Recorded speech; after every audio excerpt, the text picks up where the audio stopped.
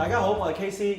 跟住落嚟，我哋要烹調另外一種新西蘭嘅優質海產食材啦，佢就係藍鱈魚。嗱，你見到呢個藍鱈魚咧，雖然佢唔係好大條啫喎，但係佢好好肉嘅喎，同埋有另外一個特色就係佢係浸籠捕獲嘅，所以咧佢就係啲可持續發展嘅魚類，食佢除咗健康之餘，就更加環保嘅。好啦，嗱，我哋跟住落嚟咧就要準備我哋呢個梅子醬紙包藍鱈魚咯喎。先睇睇我哋嘅主角藍鱈魚先。嗱，我已經將個柳起咗出嚟，相當之厚肉㗎。咁除咗藍鱈魚以外咧，我哋有清酒啦、味淋啦同埋醬油呢三樣嘢咧，我哋要稍為醃一醃個魚柳先嘅。跟住當然亦都有我哋嘅主角梅子醬啦。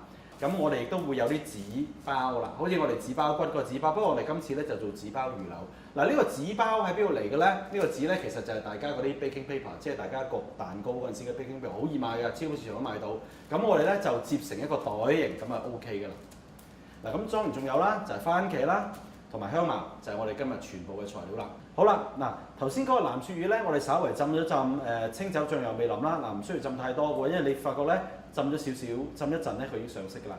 跟住咧，我哋就需要咧揾張紙稍為印乾身佢。下一個步驟相當重要啦，我哋就要將佢上梅子醬啦。嗱，因為呢個藍鱈魚咧，佢個魚味咧係比較濃啲嘅，咁咧就跟酸酸甜甜嘅梅子醬咧就好啱味嘅。跟住落嚟咧，我哋就揾2片番茄。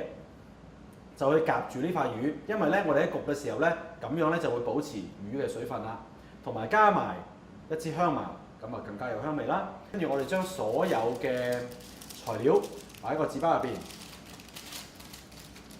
跟住封好個紙包，咁就搞掂啦。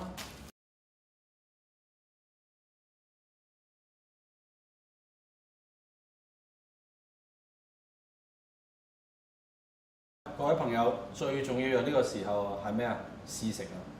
嗱，呢個魚咧，你會見到個紙包咧有少少焦窿嘅效果，因為佢係模仿個焗爐焗落去，但係因為個紙包包住咗咧，所以你見到咧個魚咧都係好濕潤嘅。咁我試下啦。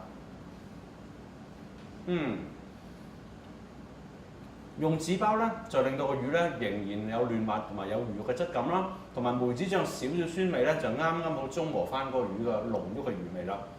呢個好食，大家可以試下，一滴油都唔使落，非常健康。